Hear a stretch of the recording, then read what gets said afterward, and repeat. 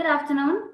Okay, सो ये वाला जो हमारा सीरीज रहने वाला है, we are basically be talking about parenting during pre teenage. तो अभी हमने ऑलरेडी इससे पहले भी 2 और ट्रेनिंग्स ले चुके हैं ऑन पेरेंटिंग, जहाँ पे भी टॉक्ड अबाउट 0 to 2.5 ईयर्स में किस हिसाब से पेरेंटिंग हम लोग कर सकते हैं और करनी चाहिए, प्लस 2.5 to 5 ईयर्स में 2.5 to 8 ईयर्स में बेसिकली ये सारी एज में किस हिसाब से हमें पेरेंटिंग प्रैक्टिसेस अगर होगी, so that we can have our जिस हिसाब से हमने सोचा है कि हमारा बच्चा आगे जाके बनना चाहिए, उस हिसाब से हम उनको शेप कर सकते हैं। तो similarly in the similar segment हमने हमारा अगेन दूसरा एक सेगमेंट सीरीज ऑफ सेशंस शुरू किया है, जहाँ पे we will be talking about parenting in the years of pre teen years. तो अभी जैसे बच्चे ऑलरेडी प्री टीन में है, सो थोड़ा थोड़ा उनका टीनेज वाला जो बिहेवियर होता है वो हमें दिखने को मिल जाएगा। सो काफी शायद कभी कभी वो बहुत ज्यादा रिबेलियस बिहेव करते होंगे, या तो फिर हमारी बात नहीं मान रहे होंगे, या तो फिर हमारे और उनके ओपिनियंस अब डिफरेंट थोड़े से होने लग जाएंगे। तो ये सारी सिचुएशन को कैसे हैंडल करना है और उसको प्रॉपर्ली किस तरीके से हम लोग उनके साथ रिलेशनशिप बिल्ड कर सकते हैं, उसके ऊपर ये पूरी सीरीज बेस्ड होगी। जहाँ पे फर्स्ट वाले यानी आज के सेशन में we will be talking about कि सबसे पहले तो हमें खुद को अंडरस्टैंड करना पड़ेगा in order to be a good parent, in order to be a parent which will have good impact on the child or probably on the kid. तो सबसे पहले सेशन में हम खुद को इम्प्रूव कैसे करना है और खुद को कैसे जानना है उसके बारे में बात करेंगे। लेटर ऑन नेक्स्ट सेशन में हम लोग बात करेंगे टू अंडरस्टैंड हमारा जो प्री टीन किड है वो बेसिकली जो भी अलग अलग चेंजेस से गुजर रहा है, तो उनकी लाइफ में क्या चेंजेस हो रहे हैं इन terms of physical changes, in terms of intellectual changes, in terms of relationships में क्या क्या उनके चेंजेस आ रहे हैं, हार्मोनल चेंजेस क्या क्या हो रहे हैं, और उनके बेसिकली एनवायरनमेंट में ये टाइम में क्या क्या चेंजेस होता है और किस हिसाब से वो एनवायरनमेंट उनको इम्पैक्ट करता है, वो हम सेकंड वाले सेशन में बात करेंगे। थर्ड सेशन में we will be talking about किस हिसाब से हमें हमारा कम्युनिकेशन स्किल्स ठीक करना है। ठीक करना इन अ वे कि हमें जस्ट एग्जामिन करना है कि हम राइट ट्रैक पे है या नहीं।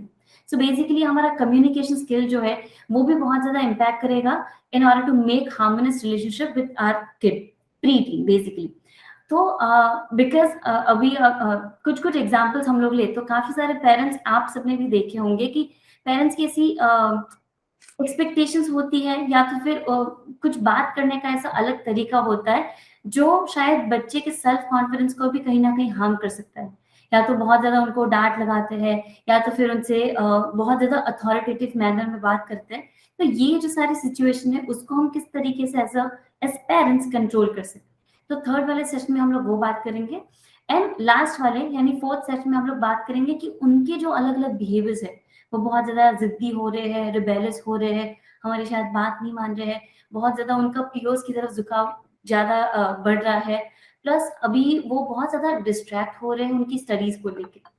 तो वो सारी चीजों को हमें किस तरीके से कंट्रोल करना है और प्रॉब्ली मैनेज करना है उनके बिहेवियर्स को, तो वो हम लोग देखेंगे फोर्थ वाले सेशन में, right? Okay, so give me a moment, मैं मेरी स्क्रीन शेयर कर देती हूँ आज के सेशन के लिए।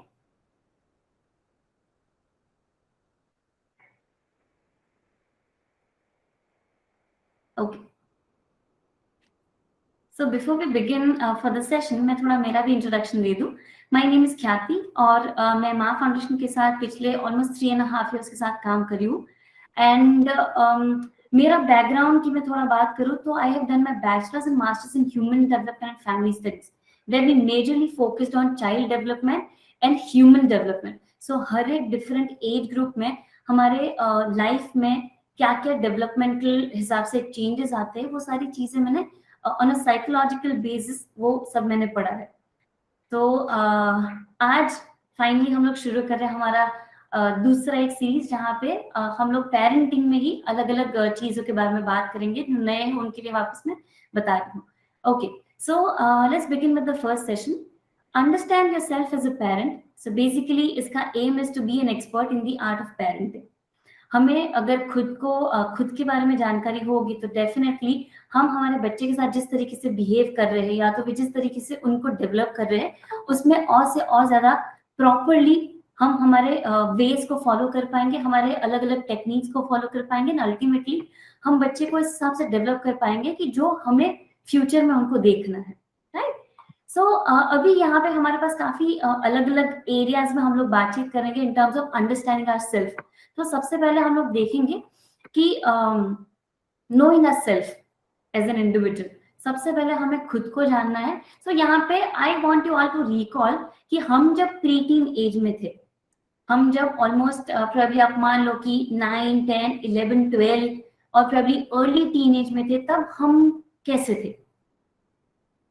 यू जस्ट रिकॉल, आप रिकॉल करो कि हम वो स्पेसिफिक एज में कैसे थे। अगर किसी को शेयर करना है तो portal is open, please feel free.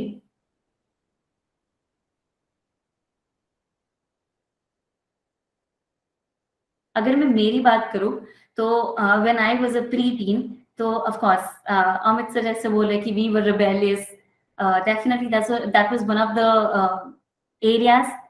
दूसरा कि हमारा पियर्स की तरफ झुकाव ज्यादा था। मतलब मैं अगर मेरी बात करूं तो I love spending time with my friends. घर पे थोड़ा कम मजा आता था, फ्रेंड्स के साथ ज्यादा मजा आता था। फिर उनके साथ कहीं चले गए, कहीं खेलने के लिए चले गए, तो ये सारी चीजें। Yes yes ma'am. Yeah, so like I mean, if you're asking the question, then I can just answer that. I was very shy and usually very scared कि मम्मी कुछ ऐसा बोल देगी या पापा कुछ ऐसा बोल देंगे. So I mean, this was pre-teen. फिर आई थिंक सो कहीं ना कहीं हम थोड़े से कॉन्शियस भी थे कि हमारे पियर्स हमें किस तरीके से परसीव करते थे।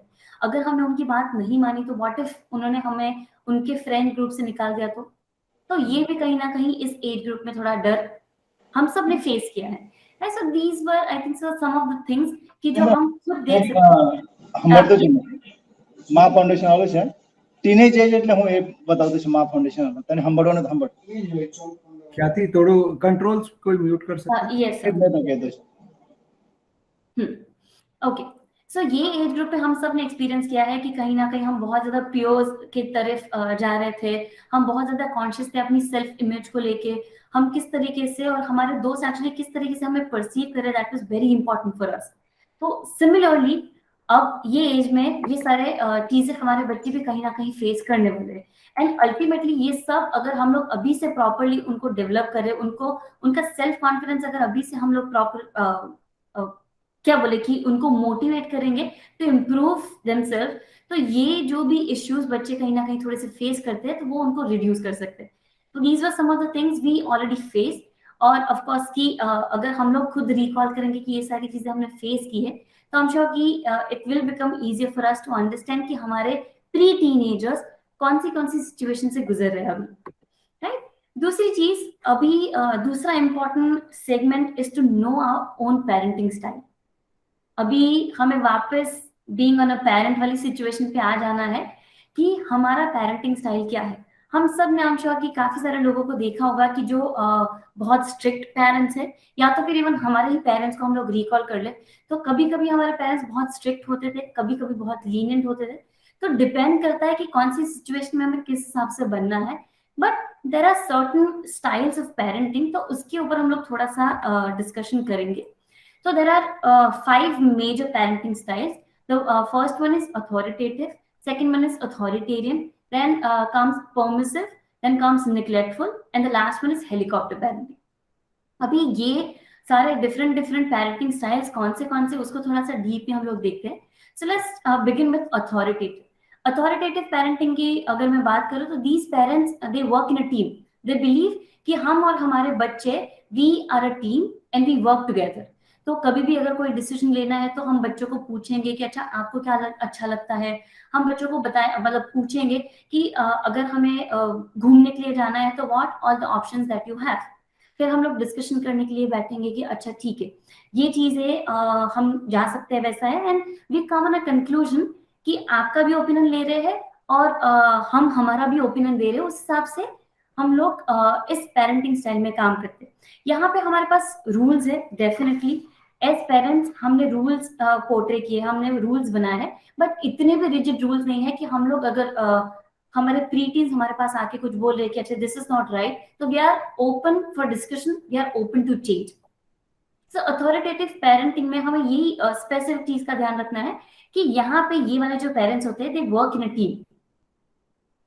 they listen to their kids, they listen to their pre-teens, they listen to their teenagers. उनको बेसिकली क्या फीलिंग्स हो रही है, उनके क्या पर्सपेक्टिव है, उनको शांति से सुनते हैं और उस हिसाब से आगे एक्शंस लेते हैं. Second comes authoritarian parents. Authoritarian parents are one of those strict parents कि जो उन्होंने बोल दिया दैट मीन्स वो चीज होनी चाहिए तो होनी चाहिए. अगर घर पे कोई रूल्स है कि 9 बजे के बाद अपने दोस्त के साथ बाहर नहीं जा सकते, दैट मीन्स आप नहीं जा सकते. आपको 9 बजे के कर्फ्यू टाइम के बाद नहीं रहना है बाहर, 8:45 तक आपको आ ही जाना है. Almost all of us somehow somewhere faced कि ये कर्फ्यू वाला सिचुएशन होता है अर्ली एज में, जस्ट बिकॉज हमारे पेरेंट्स काफी ज्यादा केयरिंग होते हैं. One of the reasons is this. तो उसकी वजह से काफी सारे रूल्स वगैरह होते हैं. दूसरा, अथॉरिटेरियन पेरेंट्स जो होते हैं they not very open about understanding और probably listening to what the child और probably the kid is saying. अगर उनको लगता है कि नहीं हमारा बच्चे के पास कुछ चीजें हैं शेयर करने के लिए, they won't be very very open about discussing things, because उनको लगता है कि हमने जो किया है that is the best thing for the kid. तो उनको वही सारी चीजें फॉलो करनी है. दूसरा, वो जब भी पनिशमेंट देंगे तो that punishment is very harsh. For example, हम सब ने ऐसे पेरेंट्स को देखा होगा कि अच्छा अगर कोई उनका बच्चा मस्ती कर रहा है तो उनको सीधा वार्निंग मिलेगी कि अगर अब तूने स्टॉप नहीं किया तो I lock you in the room. और प्रोबेबली इससे भी एक्सट्रीम लेवल पे शायद उनको सीधा हिट ही कर दे.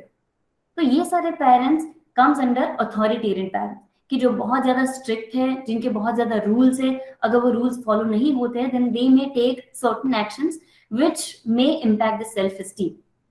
तीसरे आते हैं परमिसिव पेरेंट्स. परमिसिव पेरेंट्स यानी they are very loving, very nurturing, बहुत ज्यादा पॉजिटिव पेरेंट्स हम लोग उनको बोल सकते हैं कि बच्चे के अगर एग्जाम में मार्क्स कम भी आ गए then they will be like हाँ ठीक है ना, कोई बात नहीं, नेक्स्ट टाइम मेहनत कर लेना, अभी आपने इतनी अच्छी मेहनत की थी स्टिल यू कुडंट स्कोर, तो इसका कोई रीजन होगा तो वो आप अंडरस्टैंड करो, उसको देखो and next time you prepare well.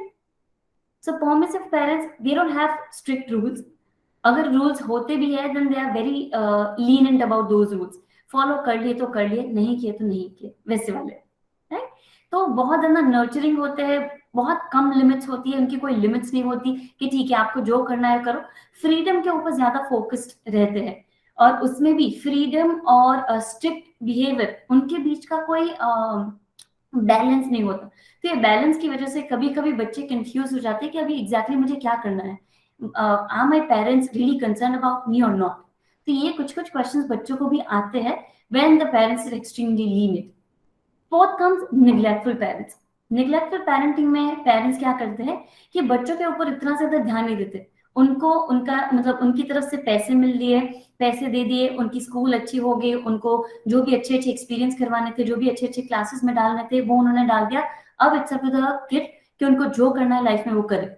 इतना ज्यादा पेरेंट्स की तरफ से फोकस नहीं होता, ना कोई रूल्स होते हैं ना कोई रिस्ट्रिक्शंस होते हैं. बच्चों को जो करना है वो करे, टीनेजर्स को जो करना है करे, फ्रेंड्स के साथ जहां जाना है जाए. They won't restrict that.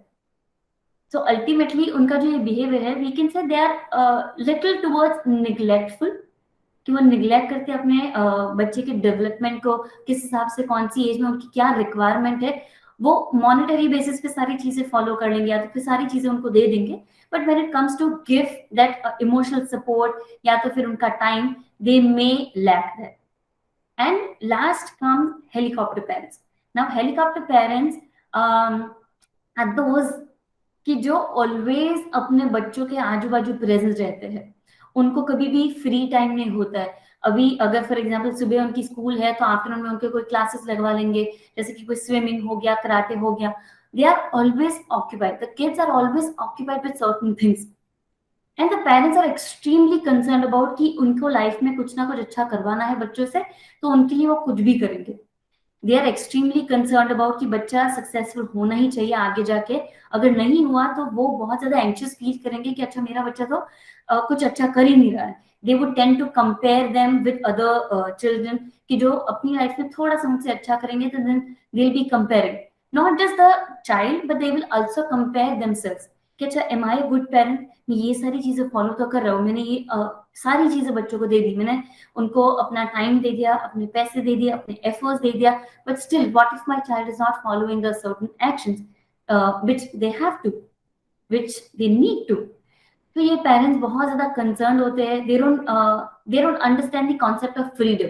वो बच्चों को, टीनेजर्स को, प्री टीन्स को कभी भी फ्री टाइम नहीं देते, दे आर ऑलवेज प्रेजेंट. तो उसकी वजह से the child, the preteen, because of course preteen age में the child would demand, the kid would demand कि उनको अब थोड़ा सा प्राइवेट टाइम उनके पास होना चाहिए, उनको थोड़ी सी प्राइवेसी चाहिए. But helicopter parents are not ready to give that privacy. तो उसकी वजह से बहुत ज्यादा इश्यूज क्रिएट होते हैं इन दोनों में, राइट. सो यहाँ पे हमें अंडरस्टैंड करना है कि हम भी एज पेरेंट्स, डिपेंड करता है कौन सी सिचुएशन है हमारे पास, और वो सिचुएशन में हम लोग हमारी पेरेंटिंग स्टाइल को थोड़ा सा ट्वीक करेंगे. But of course we all of us have a certain major area कि जहाँ पे हमारी एक मेजर पेरेंटिंग स्टाइल होगी. Either we can be an authoritative parent, या तो फिर परमिसिव पेरेंट हो गया, या तो फिर हेलीकॉप्टर पेरेंट हो गया.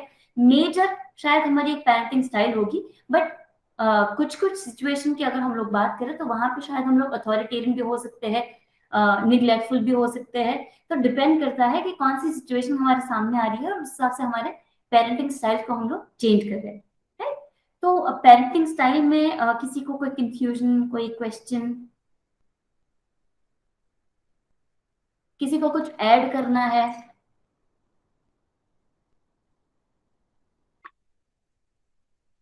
You can proceed. Okay. Okay, so first of all, we recall our childhood and our pre-teen age कि वो एज में हम कैसे थे. नेक्स्ट we saw कि हमारे डिफरेंट डिफरेंट पेरेंटिंग स्टाइल्स कौन से थे. लेटर ऑन लेट्स सी कि अब हमारे टीन्स और हमारे प्री टीन्स की तरफ से क्या क्या एक्सपेक्टेशंस होती है.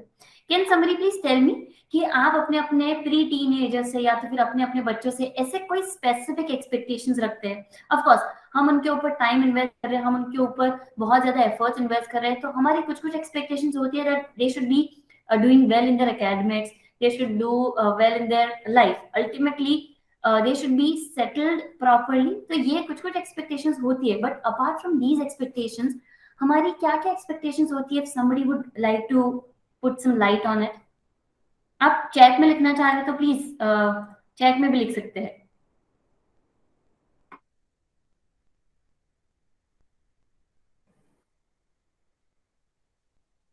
Can I share? Yes, yes, ma'am. My expectation only would be कि वो बच्चा अपने हिसाब, एटलीस्ट अपनी रिस्पॉन्सिबिलिटी अपने काम के तरफ रखे या समझे. That's it. Okay, thank you, ma'am. Another comment we got is child should be goal oriented. Okay, they should be responsible, they should be goal oriented, they should be responsible human beings. Okay, फिर okay. So जब तक हमारे पास दूसरे answers आते हैं, I also want you all to tell me कि हमारी जो एक्सपेक्टेशंस है, ये एक्सपेक्टेशंस को फुलफिल करने के लिए एज पेरेंट्स हमारी तरफ से क्या क्या एक्शंस होने चाहिए.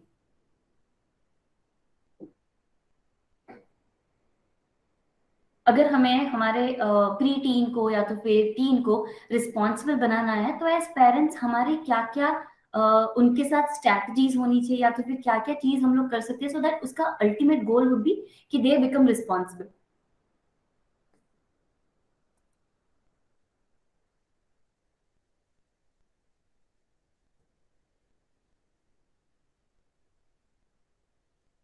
ओके. सो जब तक हमारे पास दूसरे आंसर्स आते हैं, I have a view on it कि हमने जिस हिसाब से अलग अलग पेरेंटिंग स्टाइल्स के बारे में बात किया, जहाँ पे भी टॉक्ड अबाउट कि there are certain parents who work as a team. तो जब भी हम प्री टीन्स के साथ एक टीम में काम करते हैं, तो अल्टीमेटली अब ये एज में क्या हो रहा है कि ऑलरेडी वी हैव सीन कि they are more towards the peers, उनको पीयर्स के साथ टाइम स्पेंड करना अच्छा लगता है. तो यहाँ पे एज अ टीम काम करना is not to be the friends. See parents, बच्चों के बहुत सारे फ्रेंड्स होंगे, उनके बहुत सारे पीयर्स होने वाले हैं, तो हम सबकी एक्सपेक्टेशंस होती है कि हम भी उनके साथ एक फ्रेंड की तरह रहे, सो दैट वो अपने फ्रेंड्स के साथ जिस हिसाब से बात करते, जिस हिसाब से अपनी लाइफ उनके फ्रेंड्स के साथ स्पेंड करते, शायद वो हमारे साथ भी स्पेंड करें. So first of all I want you all to know कि हमें उनके फ्रेंड्स नहीं बनना है, बट उनके मेंटर बनना है. उनके पास बहुत ज्यादा फ्रेंड्स होंगे, शायद उनके पास मेंटर नहीं होगा। तो यहाँ पे वी नीड टू वर्क और probably we need to be their mentor, कि जहाँ पे हम उनको गाइड कर रहे हैं एंड ना कि उनको हम लोग एक स्पेसिफिक वे दिखा रहे हैं कि जहाँ यहीं पे आपको जाना है। उनको सिर्फ गाइडेंस दे रहे हैं कि दीज आर सर्टेन वेज कि जहाँ पे आप जा सकते हैं, राइट। तो दूसरी चीज, okay, teach them to fix a goal and okay, chalk out a road and a map and live by it. Okay, so they are carving their own road कि जहाँ पे उनको खुद को चलना है रिस्पॉन्सिबली, और उनको खुद को एक रिस्पॉन्सिबल इंडिविजुअल बनना है, and so that they can even be more responsible about their actions. तो ये चीज हो गई। दूसरा, अगर हमें हमारे बच्चों को रिस्पॉन्सिबल बनाना है, तो जैसे मैंने बोला कि हमें एक तो मेंटोर बनना है। दूसरी चीज कि हम जो हमारे बच्चों के पास एक्सपेक्टेशंस रखते हैं, तो एक्सपेक्टेशंस के साथ साथ हमें ये चीज का ध्यान में रखना है कि हम उनको इतना फ्रीडम दे कि वो खुद के डिसीजंस खुद ले पाए। अगर उनका कोई कंफ्यूजन है, वो कंफ्यूजन हमारे पास लेके आ रहे हैं, then we are not supposed to be telling them the answer, we are supposed to be asking them कि अच्छा ठीक है, अभी आपको क्या लगता है कि हम इस सिचुएशन में क्या कर सकते हैं। So basically a situation where we are discussing things, क्योंकि discussion would definitely lead them to decide कि उनको खुद को क्या चाहिए, और उनको खुद को भी मालूम पड़ेगा कि फॉर एग्जाम्पल वो आपके पास आ रहे हैं विथ अ कंडीशन और प्रॉब्लम विथ अ प्रॉब्लम कि जहाँ पे उनके बेस्ट फ्रेंड के साथ उनका कोई झगड़ा हो गया। Now our preteen is very concern कि व्हाट इफ ये झगड़ा सॉल्व नहीं हुआ और हमारा फ्रेंड हमसे दूर हो गया, तो यहाँ पे हम उनको गाइड कर रहे हैं कि किस तरीके से ये पूरी सिचुएशन को एनालाइज करना है क्रिटिकली, और देखना है कि कहाँ पे हमारे रॉन्ग पॉइंट्स है और कहाँ पे हमारे फ्रेंड के रॉन्ग पॉइंट्स है। अगर ये झगड़ा में हमें लग रहा है कि हमारे रॉन्ग पॉइंट्स है, तो किस हिसाब से हमें खुद को पोर्ट्रे करना है इन टर्म्स ऑफ अपोलोजाइजिंग, किस तरीके से अपोलोजाइज करना है, किस तरीके से डिसीजन लेना है कि हमें खुद को अपोलोजाइज करवाना है। आई मीन खुद को इस सिचुएशन में डालना है कि जहां पे हम फील कर रहे हैं कि नहीं, all of us are on a level की जहां पे हम लोग बहुत ज्यादा झगड़े नहीं करने हैं, बट एक डिसीजन पे आना है कि सो दैट हमारा ये जो रिलेशनशिप है वो भी ब्रेक ना हो, राइट। तो ultimately we are supposed to be guiding them, और ये गाइडेंस में ही हम लोग बच्चों को बता देंगे कि किस हिसाब से उनको डिसीजन मेकिंग करना है, so that they become more responsible and they have their own understanding कि किस हिसाब से दुनिया भी फंक्शन करते हैं और किस हिसाब से मैं भी फंक्शन करता हूँ इन terms of taking the decision. तो यहाँ पे वी कैन से कि हम लोग जो बच्चों के पास से एक्सपेक्टेशंस रख रहे हैं कि उनको डिसीजन मेकर बनना है, उनको गोल ओरिएंटेड बनना है, तो ये कुछ कुछ एक्सपेक्टेशंस को हम उस हिसाब से कर सकते हैं। दूसरी चीज हमें ये भी आइडेंटिफाई करना है कि क्या हमारे एक्सपेक्टेशंस प्रैक्टिकल है या नहीं है। काफी सारे पेरेंट्स उनके बच्चों से ये एक्सपेक्टेशंस रखते हैं कि दे शुड बी परफेक्ट, अगर वो स्कूल में है तो दे शुड बी एक्सेलिंग, उनके 1st to 5 के अंदर ही रैंक्स आने चाहिए, उससे ज्यादा नहीं होना चाहिए। दूसरा, उनको जो भी क्लासेस वगैरह में डाला है दे should be very keen about those things, कि उनको स्विमिंग में डाला है तो स्विमिंग में भी वो कॉम्पिटिशन में जाए, कोई दूसरी जगह पे भी अगर हमने उनको एनरोल किया है तो वहां पे भी उनको एक्सेल करना है। तो समवेयर काफी सारे पेरेंट्स एक्सपेक्टेशंस रखते हैं कि आर चाइल्ड और फिर आर टीन और preteen should be perfect. अभी मुझे आप सबको ये पूछना है कि are we perfect? We are not perfect, right? We are not perfect individuals. तो ऑफकोर्स है कि जिस हिसाब से हम मिस्टेक करके हमें खुद को डेवलप किया है, सिमिलरली हमारे बच्चे भी उसी फेज से गुजर रहे हैं। इवन इफ हम कितना भी एक्सपेक्टेशंस रख ले कि they should be perfect, they should be perfect, ultimately ये हम लोग हमारे रिलेशनशिप्स को ही हार्म कर रहे हैं, ना कि उनको हेल्प कर रहे हैं। तो ये चीज को ध्यान में रखना है और ये चीज को प्रॉपर्ली एनालाइज करना है कि हमारे जो भी एक्सपेक्टेशंस बच्चों की तरफ से है, आर दे प्रैक्टिकल इनफ और नॉट। अगर नहीं है तो किस हिसाब से उनको चेंज करना है, और प्रैक्टिकल एक्सपीरियंसेस और प्रैक्टिकल एक्चुअली एक्सपेक्टेशंस कैसे रखनी है उस चीज के ऊपर ध्यान रखना है। दूसरी चीज, जब भी हम कोई भी एक्सपेक्टेशंस रख रहे हैं हमारे टीन्स के ऊपर या तो प्री टीन्स के साथ, तो हमें ये भी आइडेंटिफाई करना है कि क्या वो उनकी कैपेबिलिटीज के अंदर है या नहीं है। शायद बच्चों को बच्चा बहुत ज्यादा इंट्रोवर्ट है और हम एक्सपेक्ट करते हैं कि they should be a wonderful public speaker, they should be able to record certain videos कि जो हम उनकी यूट्यूब चैनल के ऊपर डाल दे, सो दैट वो अभी से यूट्यूबर बन जाए, या तो फिर वो अभी से इतना नॉलेजेबल बन जाए कि वो दूसरों को भी ऐसा नॉलेज प्रोवाइड कर पाए। तो हमारे बच्चों की कैपेबिलिटीज और हमारे एक्सपेक्टेशंस, ये दोनों के बीच का भी एक कॉम्बिनेशन होना चाहिए, एक कनेक्शन होना चाहिए. अगर ये नहीं होगा तो ultimately the pre tin would definitely feel under pressure कि बहुत ज्यादा प्रेशर हो रहा है, अब मैं लाइफ में क्या करूँ, किस हिसाब से मुझे आगे बढ़ना है. तो हम जो यहाँ पे देख रहे हैं कि हमारे बच्चों के साथ हमारा हार्मोनियस रिलेशनशिप होना है, बनना चाहिए, वो नहीं बन रहा है. तो एक्सपेक्टेशंस भी किस हिसाब से सेट करना है वो भी देखना है, राइट. लेटर ऑन हमें दूसरा सेगमेंट में ये भी देखना है कि understand our childhood experiences and how they shaped us as an individual. अब मुझे आपको अगेन दूसरी चीज ये भी पूछनी है, आप इसका आंसर दो नहीं दो, it's just up to you. आपको सिर्फ रिकॉल करना है कि चाइल्डहुड में हमारी फैमिली एनवायरनमेंट कैसा था और हम किस हिसाब से ट्रीट गए थे from our parents.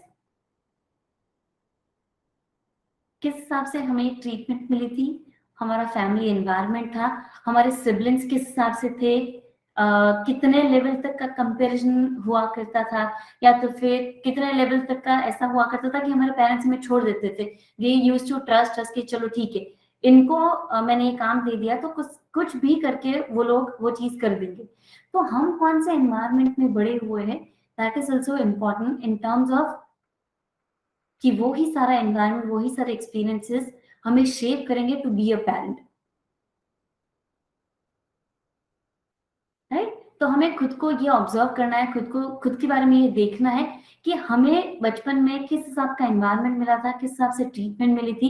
Because ultimately वो सारी चीजों ने हमारा पर्सनालिटी डेवलप किया है, and ultimately to be a parent somewhere हमारा बैकग्राउंड उससे भी आता है. एंड हम माने या ना माने, बट जिस हिसाब से हमारे पेरेंट्स ने समवेयर हमें ट्रीट किया था, सिमिलरली इनिशियल लेवल पे वो ट्रीटमेंट आएगी. बट जैसे जैसे हम लोग आगे बढ़ते जाएंगे इन टर्म्स ऑफ हमारे बच्चे जिस हिसाब से एज में बढ़ते जा रहे हैं, और तो उस हिसाब से हमारे पेरेंटिंग स्टाइल्स भी ऑफ कोर्स चेंज होते जाएंगे. बट उसका बेस अगर हम लोग ले तो समवेयर समहाउ बोल सकते हैं कि किस हिसाब से हम ट्रीट हुए हैं और हमारा एनवायरनमेंट था, उसकी बेसिस पे भी ये सारी चीजें होगी. So just recall, just try to understand your childhood, the way you were treated, the way your family functioned. ये सारी चीजों को हमें just recall करना है, right? दूसरी चीज आगे बढ़ते हैं कि the way we communicate. अभी communicate to others, एक तो ये टर्म में भी है कि जिस हिसाब से हम दूसरों से बात करते हैं, तो हमारे बच्चे, हमारे टीन्स, हमारे प्री टीन्स हमें ऑलवेज ऑब्जर्व कर रहे हैं. तो हम जिस हिसाब से बात कर रहे हैं वही सिमिलरली सेम तरीके से हमारे प्री टीन्स, हमारे बच्चे भी दूसरों से बात करने वाले. किस तरीके से हम दूसरों को इमोशनली अंडरस्टैंड कर रहे हैं, किस तरीके से हम लोग उनको सपोर्ट कर रहे हैं, किस तरीके से हम लोग शायद उनके बारे में क्रिटिकल कमेंट्स भी दे रहे हैं, तो वो क्रिटिकल कमेंट्स की तरफ हो रहा है या तो फिर गॉसिप की तरफ हम लोग आगे बढ़ रहे हैं. तो ये सारी चीजें हमारा प्री टीन, हमारा टीन सब सुन रहा है, सब अंडरस्टैंड कर रहा है, और उस हिसाब से वो अपने आइडेंटिटी को भी शेप कर रहा है. और समवेयर वो अपने आप को भी थोड़ा सा रिस्ट्रिक्ट बना रहा है, क्योंकि उनको लगता है कि व्हाट इफ मैंने ये चीज हमारे पेरेंट्स को बता दी, देन दे मे क्रिटिसाइज अस, दे मे जज अस. तो किस हिसाब से बात कर रहे हैं वो हमें एक तो आइडेंटिफाई करना है. दूसरा इसमें ये एक और चीज भी इसका मतलब है कि हम दूसरे पेरेंट्स के साथ किस हिसाब से हमारे बच्चे के लिए, हमारे प्री टीन के लिए बात कर रहे हैं. क्या हम लोग ऑलवेज उनके पॉजिटिव पॉइंट के बारे में बात कर रहे हैं, या तो फिर पॉजिटिव वे में उनके क्रिटिकल पॉइंट्स के बारे में बात करें, या तो फिर ऑलवेज कंप्लेनिंग वे में बात करें. बिकॉज अल्टीमेटली ये सारी चीज भी कहीं ना कहीं हमारा पर्सपेक्टिव हमारे प्री टीन की तरफ एक बनाएगा. तो हमें ये चीज भी ध्यान रखनी है कि हमारे प्री टीन को हम किस तरीके से डिस्क्राइब कर रहे हैं विद अदर पेरेंट्स. क्या हम बहुत ज्यादा पॉजिटिवली कर रहे हैं, या तो फिर बहुत ज्यादा नेगेटिवली कर रहे हैं, या तो फिर उसका वो एक स्पेसिफिक बैलेंस बना के रखा है. Because ultimately again I am repeating that ultimately ये सारी चीजें हमारा पर्सपेक्टिव शेप करेगा to look at our pre tin. तो ये बहुत ज्यादा क्रिटिकल चीज है, बिकॉज ये बहुत ज्यादा सबकॉन्शियस लेवल पे होती है. हम इसको कॉन्शियसली करें नहीं करें ये हमें नहीं मालूम रहता, बट ये हमारे अंडरस्टैंडिंग को सबकॉन्शियस लेवल पे बहुत ज्यादा चेंज करता है. इसलिए इसको क्रिटिकली एनालाइज करना इज वेरी वेरी इंपॉर्टेंट. तो प्लीज आप जब भी आपको ऐसा टाइम मिले और जब भी आपके पास ऐसी कोई सिचुएशन आए कि जहाँ पे you are supposed to be or probably you are talking about your pre-teen to other parents, तो वो आप किस तरीके से उनके साथ शेयर करें, वो सारी चीजें ऑब्जर्व करो, वो सारी चीजें देखो एंड ट्राई टू अंडरस्टैंड कि वो कहाँ से आ रहा है, राइट. दूसरी, moving ahead, your relationship with your spouse. अभी ऑफ कोर्स हर घर की एक डिफरेंट स्टोरी होगी, हर एक कपल की अपनी एक रिलेशनशिप की स्टोरी होगी। तो हम हमारे स्पाउस के साथ किस तरीके से बिहेव कर रहे हैं, किस तरीके से उनको ट्रीट कर रहे हैं, किस हिसाब से एक फैमिली में एक फादर का और एक मदर का रोल जो है डिस्क्राइब किया गया है। बिकॉज हम माने या ना माने, मेजरली काफी सारी इंडियन फैमिलीज में अभी भी वो पेट्रियार्कल चीजें चलती आ रही है। तो ये जो भी स्पेसिफिक चीजें एक हस्बैंड का, एक फादर का, एक स्पेसिफिक चीज एक वाइफ की, एक मदर की डिसाइड की गई है, एक्शंस और वट एवर द वेज, तो ये सारी चीजें प्रीटीन सबकॉन्शियसली ऑब्जर्व कर रहा है। वो शायद क्रिटिकली उसको देखे नहीं देखे, अभी उनका वो स्टेटस और लेवल है कि नहीं है, बट अल्टीमेटली वो खुद की पर्सनालिटी भी ये सारी चीजों के ऊपर से बेस कर रहे हैं या तो फिर बना रहे हैं। तो हम हमारे स्पाउस के साथ, हमारे फैमिली मेंबर्स के साथ किस तरीके से बिहेव कर रहे हैं वो तो एक अलग चीज है, बट मेजरली हम हमारे स्पाउस के साथ किस तरीके से बिहेव कर रहे हैं, एक फैमिली का एनवायरनमेंट हमने किस तरीके से क्रिएट करा है, that is again very very important. तो इस चीज को भी I would like all to critically analyse, critically see कि हमारे फैमिली का क्या एनवायरनमेंट है, एज कपल्स हमारे क्या क्या अलग अलग वे से हम लोग फंक्शन करते हैं, और ये सारी जो चीजें हम लोग फंक्शन कर रहे हैं, विल दैट इम्पैक्ट आवर प्रीटीन और नॉट? इफ यस, तो कौन सी चीजों को चेंज कर सकते हैं, कौन सी चीजों को हम प्रैक्टिस में ला सकते हैं, सो दैट हम लोग यहाँ पे सिर्फ प्रीचिंग नहीं कर रहे हैं, बट अल्टीमेटली उनको एक एग्जाम्पल दे रहे हैं कि see this is how an individual or probably a group or a team functions. Ultimately एक family is a group, is a team, और वो किस तरीके से फंक्शन कर रही है वो हमारी फैमिली की तरफ से ही हम लोग उनको ये एग्जाम्पल दे सकते हैं, राइट। सो यहाँ पे आपको क्रिटिकली ये भी देखना है कि किस हिसाब से हम हमारे स्पाउस के साथ बिहेव कर रहे हैं, तो वो right. Moving ahead, the way we communicate with our preteens. Again पहले हमने देखा कि किस तरीके से हम कम्युनिकेट कर रहे हैं दूसरों के साथ, अब हम लोग देखेंगे कि किस तरीके से हम लोग हमारे प्री टीन्स के साथ कम्युनिकेट कर रहे हैं। अभी इसमें काफी सारे अलग अलग पॉइंट्स हैं। I have just questions. Are we majorly complaining? Are we just preaching? Are we just pampering? Are we just highlighting the negative points? Are we just advising them, knowingly unknowingly comparing them? Are we just pressurizing them with our own different expectations? Or lastly, are we just expecting them to be perfect? Right? तो अगर ये सारी चीजों को देखे, ये सारे critical चीजें हैं, बहुत ज्यादा क्रिटिकल चीज है, यहाँ पे आपको खुद को एनालाइज करना है, खुद को देखना है कि हम हमारे प्री टीन्स के साथ किस तरीके से बात कर रहे हैं। क्या हम लोग उनको ऑलवेज ये बोल रहे हैं कि अच्छा तूने तो होमवर्क नहीं किया, स्कूल से आया तुझे 2 घंटा हो गया, अभी भी होमवर्क नहीं कंप्लीट किया, तुझे वो प्रोजेक्ट करना था वो नहीं किया, तो अभी ऑलवेज कंप्लेनिंग? तुझे अच्छे से खाना भी नहीं आता, अगर हम लोग बाहर जा रहे हैं तो टेंट्रम्स अगर उनको वो दिखा रहे हैं तो we would just be like कि इतना तो क्या है। So are we complaining? दूसरा, आर वी जस्ट प्रीचिंग? हम उनको बस बता रहे हैं कि उनको हम लोग बोल रहे हैं कि आपकी एग्जाम नजदीक आ रही है, या तो फिर आपको पढ़ाई करनी चाहिए, टीवी आपको बहुत कम देखना है, मोबाइल फोन आपको बहुत कम यूज करना है, बट व्हाट इफ उसके अपोजिट हम खुद बहुत ज्यादा टीवी देख रहे हैं, या तो फिर अपने फ्री टाइम में टीवी देख रहे हैं, मोबाइल फोन यूज कर रहे हैं, और बच्चों को हम लोग बोल रहे हैं कि नहीं आपको नहीं करना है। तो ये वो जो देख रहे हैं, वो जो सुन रहे हैं, दोनों के बीच का कॉम्बिनेशन ठीक से नहीं बैठा, इसलिए इसका इम्पैक्ट भी नेगेटिव हो सकता है। जैसे हम लोग ने आगे भी देखा, आप ही की तरफ से मुझे आंसर आया कि दे मे बी रिबेलियस, तो ये सारी चीजें शायद कभी कहीं ना कहीं उनको एक रिबेलियस इंडिविजुअल बनाने की तरफ भी ले जा सकता है। तो उसको क्रिटिकली एनालाइज करना है, क्रिटिकली आइडेंटिफाई करना है। दूसरा, बहुत बार ये भी होता है कि काफी सारे पेरेंट्स बहुत ज्यादा पैम्पर करते हैं अपने बच्चों को, उनको कुछ भी नहीं करने देंगे, उनको एक बहुत ज्यादा सिक्योर एनवायरनमेंट में रखा है, और अब जब बात आती है उनका टीन एज कंप्लीट हो गया तो फिर लेटर टीन एज में जब अब फर्दर स्टडीज के लिए शायद उनको घर से मूव होने की जरूरत पड़ी है, तो बच्चा वो नए एनवायरनमेंट में इजीली सेट ही नहीं हो रहा है, बिकॉज घर पे उनको इतना ज्यादा पैम्परिंग एनवायरनमेंट मिला था, इतना ज्यादा सिक्योर एनवायरनमेंट मिला था कि उन्होंने कुछ किया ही नहीं था। एंड सडनली अब उनको इतनी ज्यादा रिस्पॉन्सिबिलिटीज आ गई कि वो मैनेज नहीं कर पा रहे खुद को भी और खुद की सिचुएशन को भी। तो पैम्परिंग के बहुत ज्यादा नेगेटिव इम्पैक्ट्स हो सकते हैं, तो उसको भी क्रिटिकली देखना है कि आप भी बहुत ज्यादा पैम्परिंग है वरना। वो चीज highlighting the negative points, always हम उनको बताते रहते हैं कि अच्छा ये ठीक नहीं है, आपने मैथ्स में तो लास्ट टाइम आपके इतने मार्क्स आए थे, इस बार क्यों कम हो गए। सो ऑलवेज उनके नेगेटिव पॉइंट्स को ही अगर हम लोग हाईलाइट करते रहेंगे, उनको मोटिवेट नहीं करेंगे, बिकॉज अल्टीमेटली मोटिवेट करना और क्रिटिकली उनको उनके पॉइंट्स बताना इज वेरी इंपॉर्टेंट। नेगेटिवली हम अगर बता रहे हैं तो उसको हमें ट्रांसफॉर्म करना है कि उसको क्रिटिकली हम किस तरीके से डिस्कशन में लेके आ रहे हैं। बिकॉज प्री टीन्स के साथ हम लोग अगर उनको सिर्फ और सिर्फ इंस्ट्रक्शन देंगे कि नहीं आपको ये करना है, ये करना है, ये करना है, वो करना है, तो वो नहीं मानेंगे। Because now they feel that they are also adults, उनको ज्यादा से ज्यादा फ्रीडम चाहिए, उनको ज्यादा से ज्यादा ऐसी स्पेस चाहिए कि जहां पे वो खुद से फंक्शन कर सके, ना कि पेरेंट्स को उनको बताने की जरूरत पड़े। तो ये दोनों चीज के बीच का हमें बैलेंस करना है, और हमें ये ध्यान में रखना है कि हम लोग बहुत ज्यादा नेगेटिव पॉइंट्स वो हाईलाइट नहीं कर रहे हैं, but there is a balance between critical points and positive points, because ultimately हमें बच्चों को मोटिवेट भी करना है। दूसरा, एडवाइजिंग देम। खाली खाली उनको बोलते रहते कि चल ये तेरे फ्रेंड्स अच्छे नहीं है, तो फ्रेंड्स बदल दे वरना तेरी लाइफ ठीक नहीं होगी, या तो फिर मैं ऐसा बता रहा हूँ कि तू अगर ये सारी चीजें फॉलो करने लग जाएगा ना तो तेरी लाइफ आगे जाके बहुत ज्यादा अच्छी होगी। They are not concern about these things.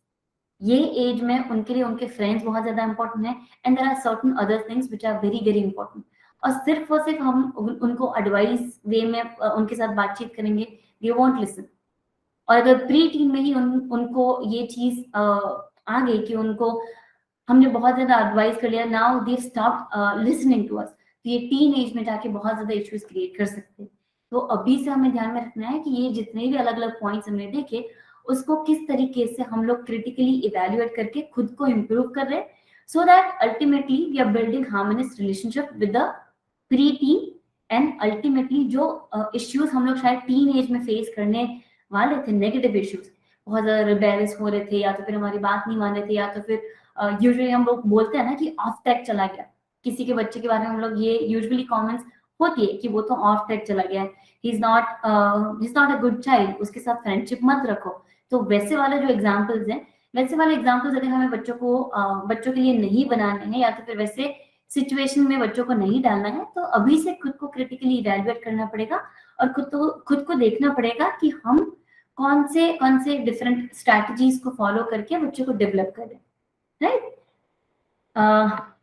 Nextly, I just want to conclude this session that the key to harmonious relationships is to know oneself and continuously try to improve for the upcoming generation. क्योंकि अगर हम लोग खुद को improve करेंगे तो ultimately subconsciously बच्चा भी हमें ऑब्जर्व कर रहा है, तो बच्चे भी और हमारे प्री टीन्स भी अल्टीमेटली हमें उस हिसाब से देख रहे हैं, उस हिसाब से ऑब्जर्व कर रहे हैं। They will also try to change themselves and try to be as good as they can be, right? तो यहाँ पे मेरी तरफ से मुझे जो चीजें प्रोवाइड करनी थी, मुझे जो क्रिटिकल पॉइंट्स ये एज ग्रुप के बच्चों के साथ हम फॉलो कर सकते हैं वो देना था। I am done with that. अगर आपके पास ऐसी कोई लर्निंग्स है या तो फिर आपके खुद के कोई ऐसे एक्सपीरियंसेस है जो आपको शेयर करना है, please do that. Khyati, yesterday I had a child जिसको who was around 12 years old and corona के वजह से उनको मोबाइल फोन और डेटा और वो सब होम स्कूल और वो सब था, I know what online schooling and all that. Now when the phone is taken away because the schools have normally resumed offline, the child has become rebellious to the mother and the grandmother. तो अभी इसमें तो parent की क्या गलती है कि या where did the parent go wrong if such things have, because उस टाइम पे it was the need of the parent and the probably need of the time, I would say. अभी taking it away, समझाने के बाद भी trying to explain that it is for your better good, but the child is rebellious, back answers and whatever, वो चिड़चिड़ा हो जाता है, गुस्सा हो जाता है. It's a female, it's a girl, but इसका क्या कर सकते हैं? So basically sir, जैसे आपने बोला कि because of the pandemic, schools have always I mean past 2 years में always function ऑनलाइन ही हुआ है, तो ऑफ कोर्स है कि उनकी हैबिट में ऑलरेडी बिल्ड हो चुका है.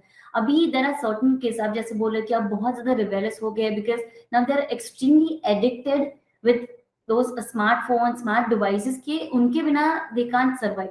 तो उसमें हमें धीरे धीरे काम करना पड़ेगा, बिकॉज अगर हम सिर्फ और सिर्फ उनको बोलेंगे कि सडनली हम ये बिहेवियर को ब्रेक नहीं कर पाएंगे. उनका ये ऑलरेडी बिहेवियर बिल्ड हो चुका है, तो उसको हमें धीरे धीरे वापस डिस्कार्ड करना पड़ेगा, धीरे धीरे इसको रिमूव करना पड़ेगा। स्टार्टिंग विद कि हम उनको छोटा सा टास्क दे कि चलो ठीक है, आपकी स्कूल पहले ऑनलाइन थी तो आप 2 घंटे यूज करते थे, just giving you an example. तो अब हमें क्या करना है कि हम सिर्फ और सिर्फ what if we try 1 hour and 30 minutes, तो 1.5 घंटा टाइप्स हमने यूज कर लिया। फिर वो बाकी की जो 30 मिनट्स हमारे बच रहे थे, उसमें हम बच्चों के साथ में मिलके स्मार्ट डिवाइसेस यूज कर रहे हैं, बट यहाँ पे हम लोग कुछ एजुकेशनल चीजें देख रहे हैं या तो फिर कुछ यूजफुल चीजें देख रहे हैं। तो अल्टीमेटली उनका जो ये स्मार्टफोन की तरफ वो जो एडिक्शन था वो भी थोड़ा सा फुलफिल हो रहा है। प्लस हम लोग ये भी मेक श्योर कर रहे हैं कि बच्चे उनका टाइम वेस्ट नहीं कर रहे हैं, बट वो कुछ अच्छी चीजें देख रहे हैं।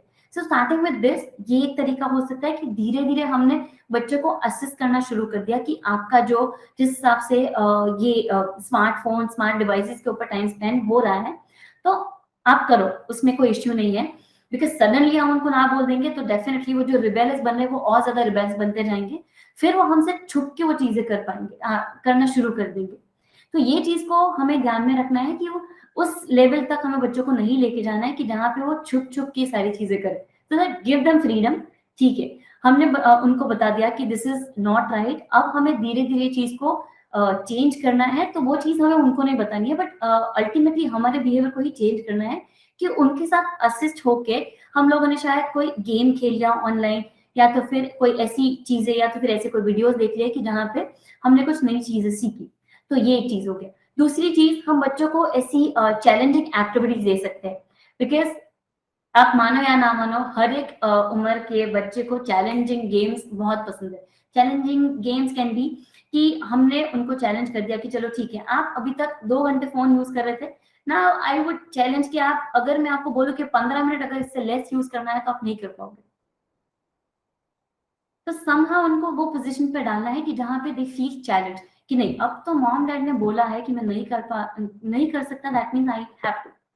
बिकॉज अल्टीमेटली ये एज में उनका ये भी होता है कि हम जो करने के लिए बोलते हैं या तो फिर हम जो बोलते हैं उसका ऑपोजिट ही करते हैं। तो ये चीज का हम फायदा उठा सकते हैं इन अ गुड वे कि जहाँ पे उनके बिहेवियर को धीरे धीरे हम चेंज कर रहे हैं। तो ये कुछ कुछ वेज हो सकते हैं कि जहाँ पे उनके बिहेवियर्स को हम लोग चेंज कर पाए।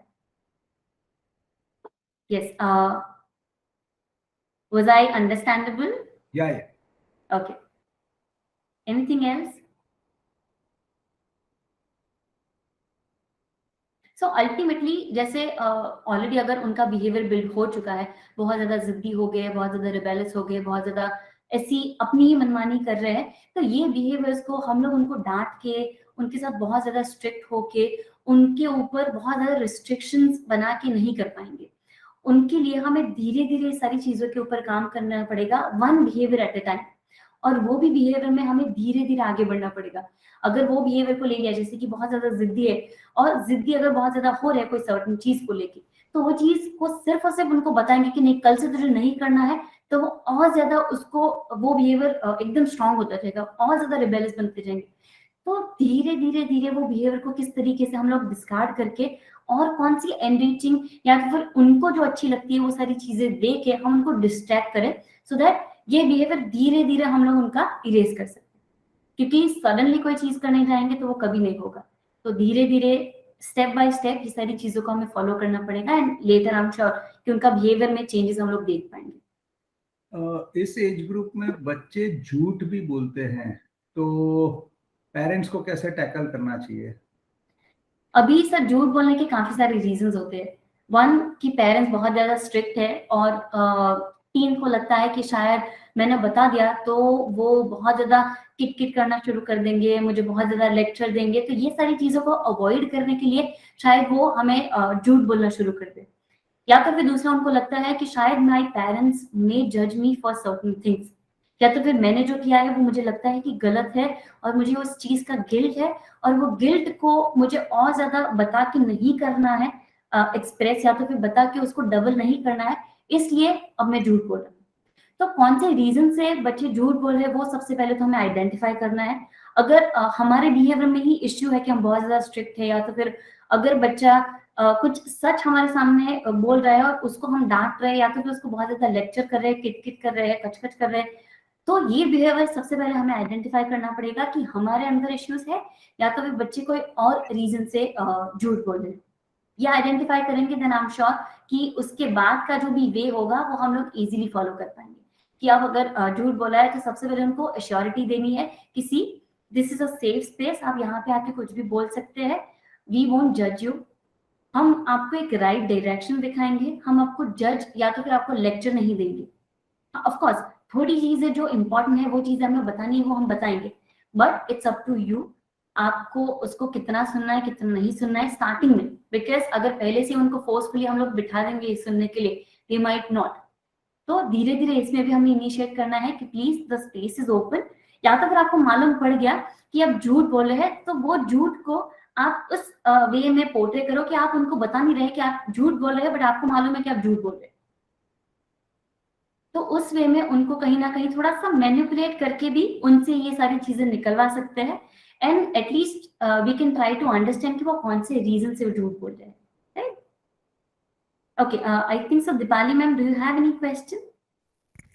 Yes, hi, and thank you for all sharing all your learnings. Well, my question is, I have 9 years daughter, and the pattern I have observed is during lockdown they have been introduced with social media in terms of YouTube and other stuffs.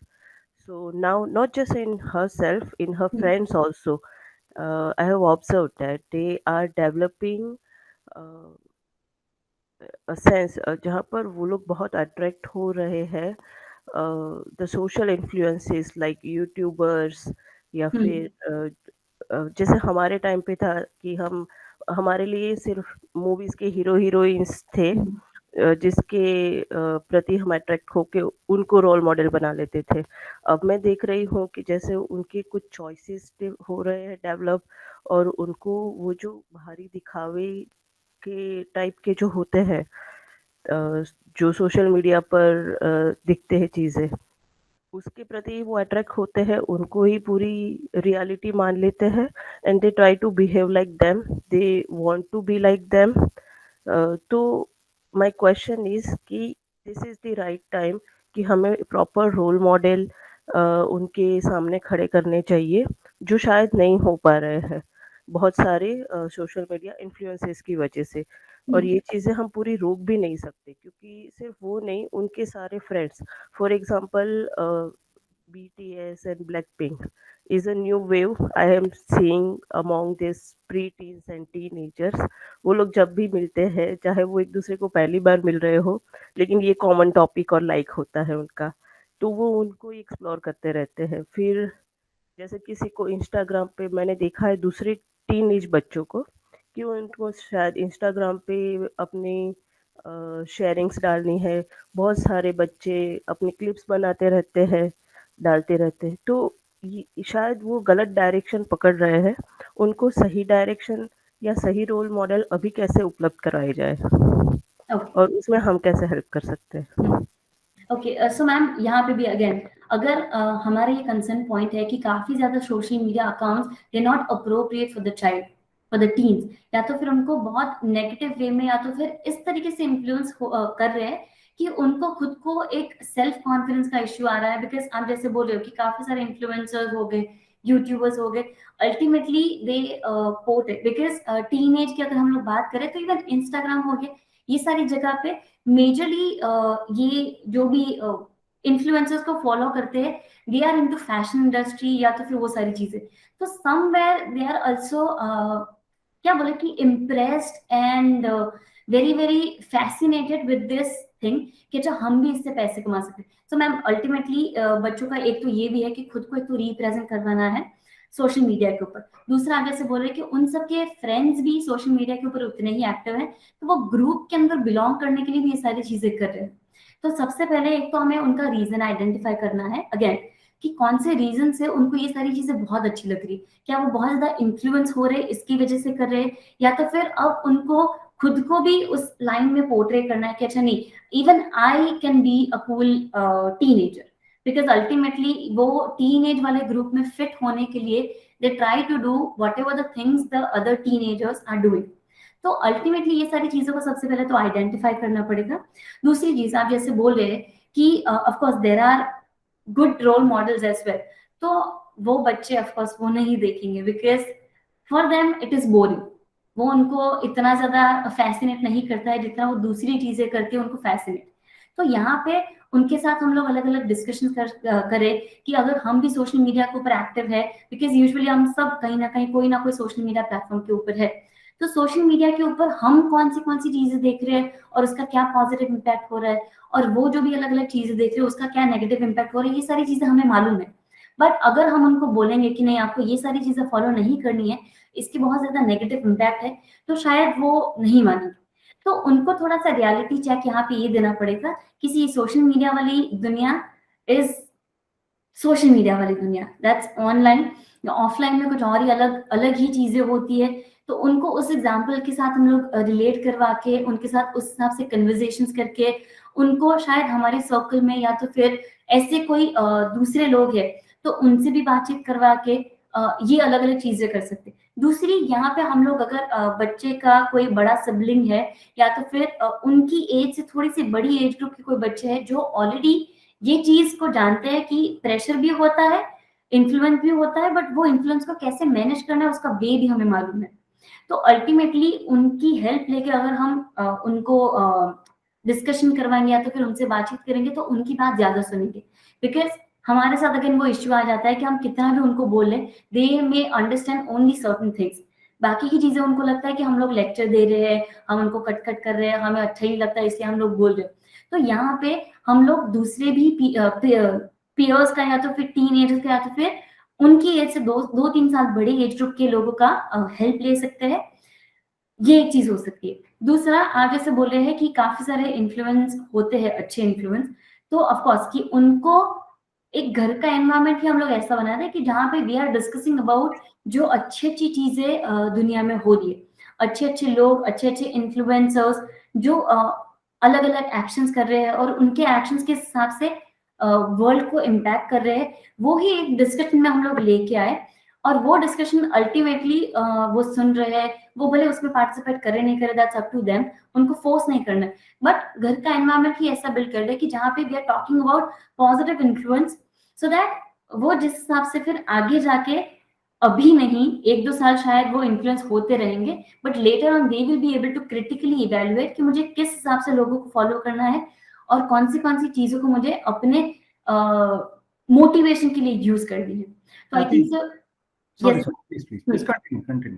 When you're done, I'll just add a point. हाँ, तो ये चीजों को ध्यान में रखना है कि किस हिसाब से हम उनको लेक्चर वाला नहीं, बट एक घर का ही एनवायरनमेंट ऐसा कर दे कि जहाँ पे we are talking about good things, positive influence, and later on वो उनके बिहेवियर में ऑटोमेटिक बिल्ड होता रहेगा। Yes sir. So just to add to that, if digital detox, maybe let's say post dinner time या 1-1.5 घंटा कोई भी घर में फोन नहीं यूज करेगा, इंक्लूडिंग द एडल्ट्स, और बातचीत ही करते रहेंगे, दे माइट और might not be a part of it, but वो भी एक हैबिट बनते जाएगी और उसमें may be you can have those conversations.